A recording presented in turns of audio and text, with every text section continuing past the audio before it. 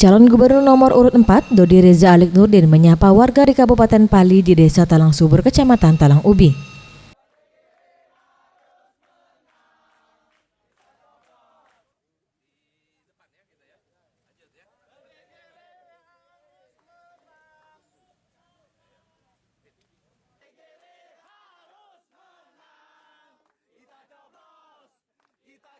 Pada orasinya, Dodi Reza Alik Nurdin menyampaikan jika terpilih menjadi Gubernur Sumsel, ia akan memenuhi kebutuhan masyarakat, mulai dari infrastruktur, pendidikan, kesehatan, bahkan di sektor pertanian dan perkebunan pada program Sumsel 2 tahun bisa.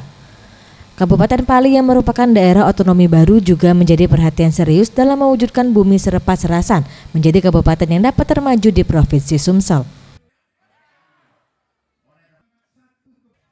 Kita tahu bahwa kabupaten yang baru dimekarkan ini punya kesempatan dan punya prospek untuk menjadi kabupaten yang maju. Sehingga saya mempunyai program agar Kabupaten Pali ini bisa maju ke depan melalui beberapa program unggulan. Di antaranya adalah program bagaimana meningkatkan kesejahteraan para petani, para pekebun baik itu kebun karet maupun kebun kelapa sawit. Seperti yang sudah kami lakukan di kabupaten tetangga, bahwa ada program peremajaan gratis.